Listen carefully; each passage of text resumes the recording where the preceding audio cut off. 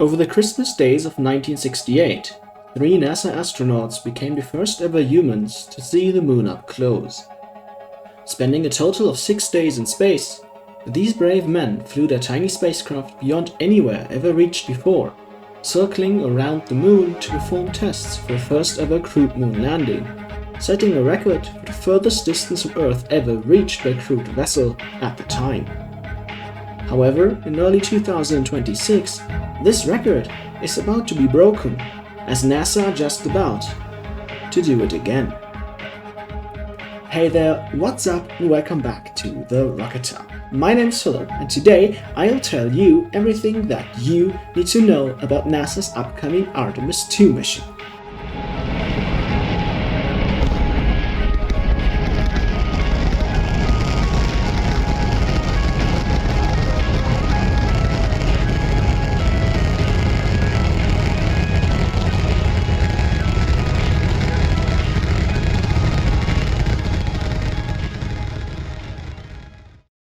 Artemis 2 is the second of at least 5 planned missions within the Artemis program.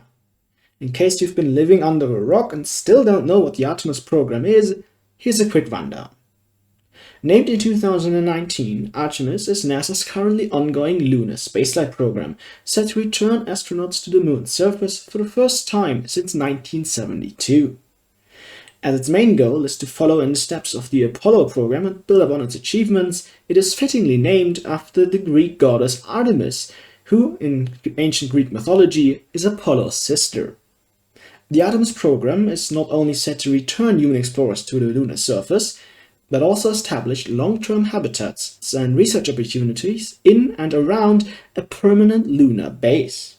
Although the exact long-term goals have become somewhat uncertain, with the program facing political and financial challenges leading to major shifts in recent months. The Artemis program is further divided into multiple sub-efforts for the involved equipment, including a carrier rocket, crew module, lunar landers, and surface operations equipment. As of March of 2026, only one Artemis mission has been completed, with the unmanned Artemis 1 mission having successfully tested the Orion spacecraft and SLS carrier rocket, leading up to the first crewed flight, which will be Artemis 2.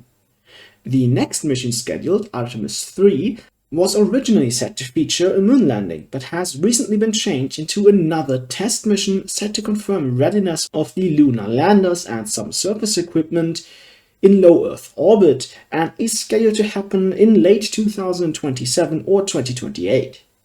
The mission after that, Artemis 4, will be the first moon landing since 1972, touching down near the lunar South Pole at some point during late 2028 or 29.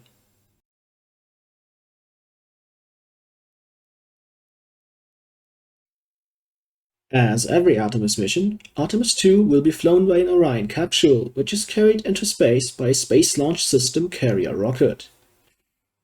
Orion is a 4-seat spacecraft consisting of a crew module and a service module.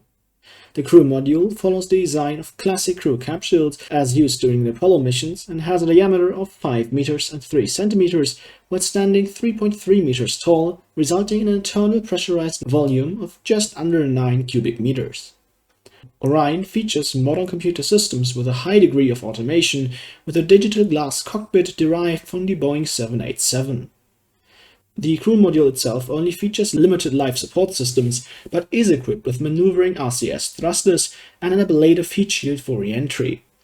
The specific crew module used for Artemis 2 was manufactured by Lockheed Martin under the serial number CM-003 and has been named Integrity by the 4 astronauts set to pilot it. Attached to the crew module is the service module, which is provided by the European Space Agency. This module includes most of the life support, electrical and propulsion systems of Orion. The module is 4.1 by 4 meters big and is equipped with one AJ-10 main engine, as well as a total of 8 R4D secondary engines and a further 24 maneuvering thrusters. It is also equipped with 4 large solar panels, 2 fuel tanks, and enough space for up to 380 kilograms of unpressurized payload. In total, the Orion spacecraft weighs in at 26.5 tons at launch and stands 7.3 meters tall. In launch configuration, it sits right underneath a launch escape system, which is able to pull the capsule away from the rest of the carrier rocket in case of emergency. The entire spacecraft sits on top of a massive carrier rocket, known as the Space Launch System, or just the SLS, more specifically an SLS Block 1. The Block 1 SLS is a 2.5-stage heavy-lift launch vehicle, consisting of a core stage, 2 side boosters, and an upper stage. The core stage stands at 65 meters tall and has a diameter of 8.4 meters. Despite the similar appearance, it only shares limited components with the Space Shuttle's external main tank, although it does feature 4 hydrogen-fueled RS-25 engines, also known as the Space Shuttle Main Engines, or SSMEs. These 4 engines generate a total of 2 million pounds of thrust at liftoff. Since that isn't nearly enough to lift the rocket off the pad, SLS has 2 solid rocket boosters, or SRBs, to deliver additional liftoff thrust. These boosters are derived from those of the Space Shuttle and deliver 3.35 million pounds of thrust each while standing at 54 meters tall. Together with these 2 massive boosters, the total liftoff thrust of SLS goes up to 8.8 million pounds. On top of the core stage sits the Interim Cryogenic Propulsion Stage, or ICPS, which acts as the second stage of the rocket. It is fairly small at just 13.7 meters tall and 5 meters wide, and features a single RL-10 engine generating a meager 24,800 pounds of thrust. In total, the SLS Block 1 launch vehicle in its Artemis 2 configuration stands at 98 meters tall and weighs 2,600 metric tons, making it the 4th largest launch vehicle design to fly in spaceflight history. Artemis 2 will take off from a mobile launch platform located at Launch Complex 39B at Kennedy Space Center, Florida, the same launch pad and platform that was used for Artemis 1.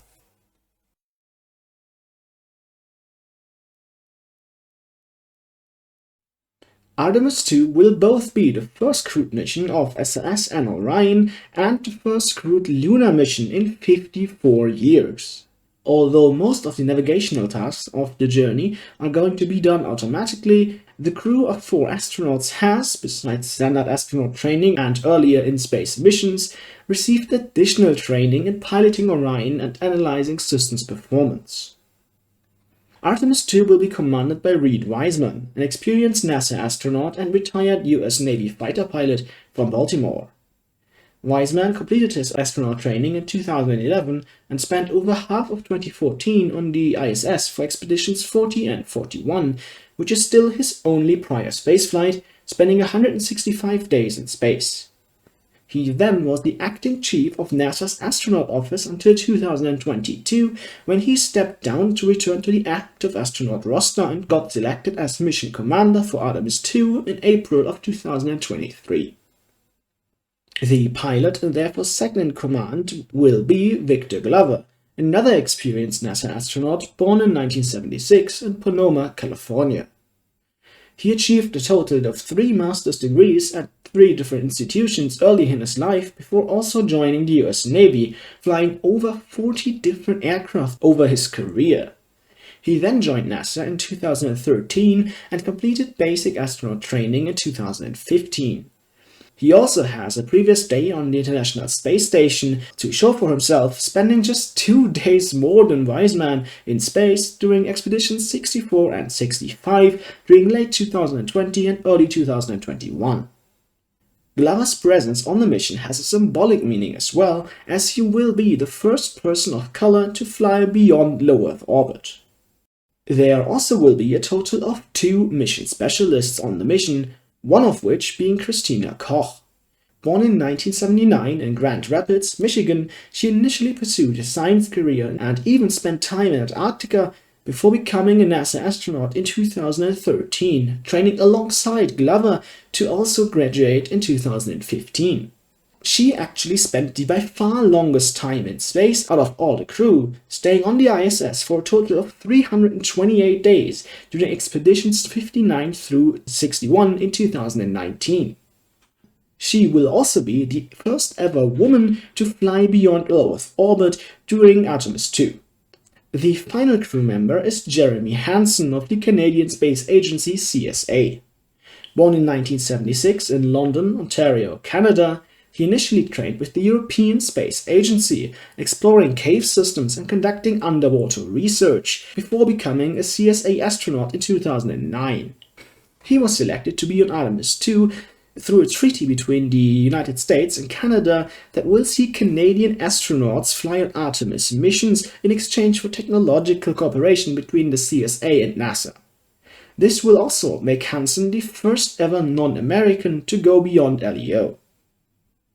All four of the crew have been training together for the last 3 years and were declared ready for their mission objectives by NASA officials.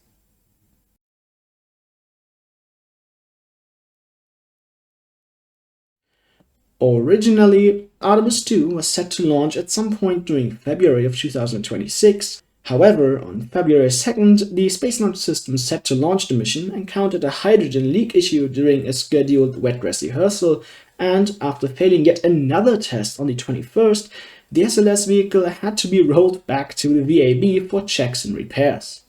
These issues have been fixed by now, and, as of the recording of this video, NASA are targeting a launch window opening on the 1st of April, with opportunities throughout the 6th, although a preliminary liftoff time or backup dates have not been published for now.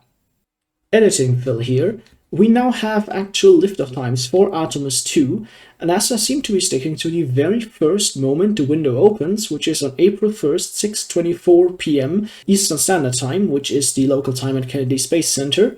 That's 04:24 p.m. or 16:24 in UTC, and I've also got a couple other time zones here up for you. They have not announced the backup dates for now, but should they have to scrub and pick a different launch opportunity, they will surely announce that very shortly after the scrub has occurred. Once the final checks and preparations for the launch are completed, the countdown will be initiated. 6 seconds before the clock hits 0, the 4 RS-25 main engines on the core stage will ignite, spooling up to full thrust over the next few seconds. At exactly T-0, the ignition command is sent to the 2 SRBs, the umbilicals are detached, and liftoff is achieved.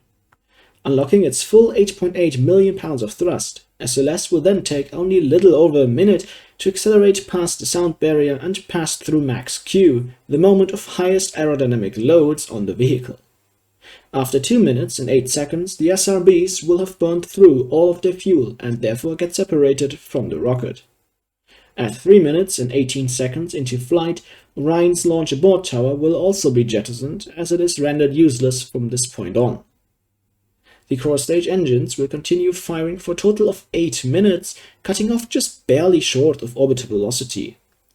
Only a couple seconds later, the core stage is discarded and Orion's solar panels extended. SLS's second stage, the ICPS, actually only raises Orion's perigee to stay in low Earth orbit before slowly raising the apogee to 70,000 kilometers over a series of adjustment burns. Once that high Earth orbit is achieved, Orion will detach from the ICPS and immediately begin performing the Proximity Operations Demonstration, in which the crew will test the capsule's maneuvering capabilities by approaching the ICPS in a simulated docking attempt and executing a couple simple maneuvers. The ICPS will then release a couple of CubeSats into high Earth orbit before executing a deorbit burn. Pending the successful completion of system checks, Orion will then perform the translunar injection burn just over 1 day into the mission. This burn will catapult Orion on an intercept trajectory with the Moon, although a total of 3 correction burns will be needed to stay on the planned trajectory. The outbound leg of the flight will take approximately 4 days, during which the crew will execute further tests and experiments validating system performance. After crossing the almost 400,000 kilometers of distance to the Moon, the crew will then prepare Orion for the lunar flyby.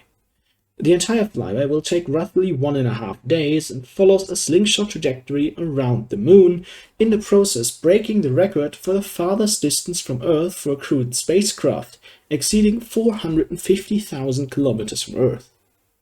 At around that time, Orion will pass behind the Moon, coming as close as 10,000 kilometers from the surface of the far side of the Moon.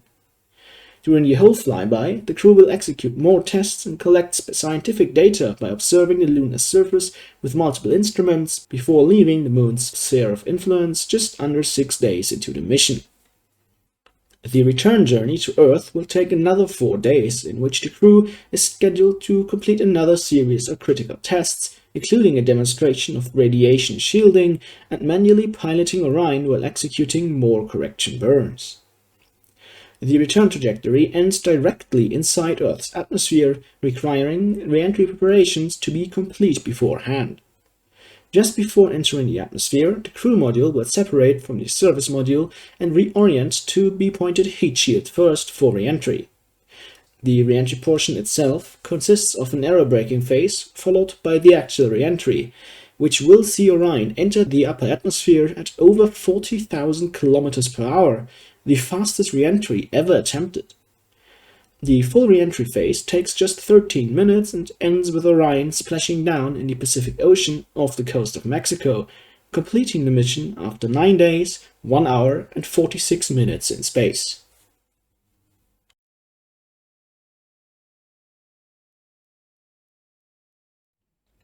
Sadly, as of now, the future of the Artemis program is somewhat uncertain.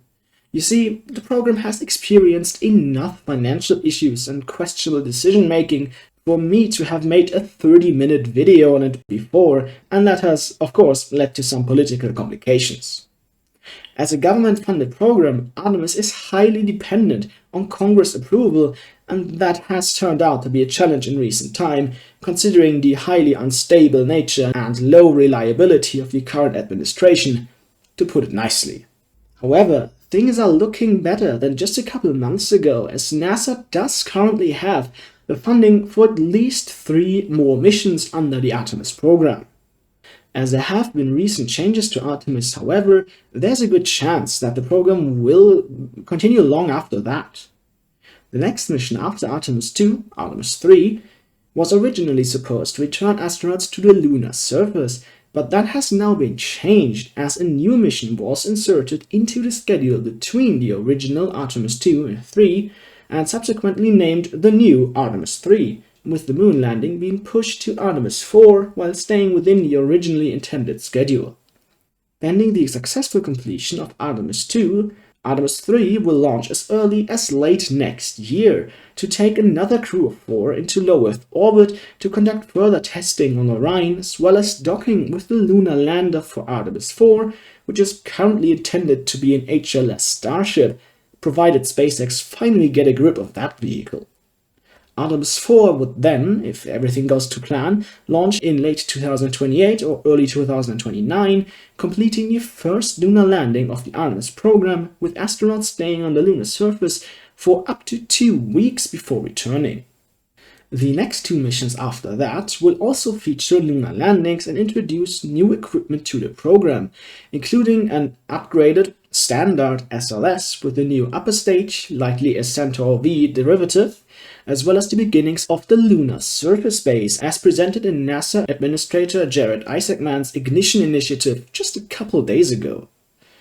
Artemis 5 is currently expected to launch no earlier than 2029, and Artemis 6 probably won't happen until 2030 or 2031.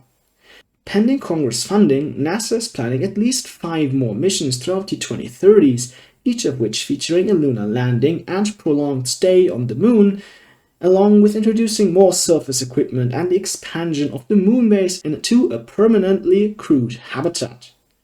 Recent changes to the program indicate a rapidly increasing flight schedule for the later stages of the Artemis program to at least 2 missions a year, including the introduction of commercial launch vehicles in place of SLS, although that has just been announced and the details are still pretty much up in the air.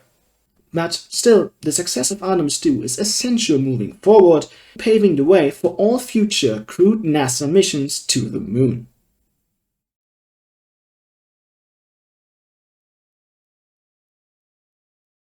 Considering the importance of Artemis 2, catching the most critical flight phases shouldn't be too hard. The launch will be broadcast live by just about every news station in the entire world, and you can find live streams of most of the mission activities provided by NASA on their main YouTube channel. Additional rebroadcasts or even alternative commentary will be available on multiple other channels as well, first and foremost a NASA spaceflight. The closest approach to the Moon, as well as re-entry, will once again be broadcast live by a variety of TV stations as well, so following the mission should not be too big of a challenge. Also, there are a couple of websites tracking mission progress at all times. I'll put one of them down in the description for you to follow. And that's already everything that you need to know about Artemis 2. I hope you enjoyed this video, and in case you did, why not consider giving it a like and subscribe to Rocketer. It would really mean a lot to me. We see ourselves next time, and until then, I'm out. Cheers!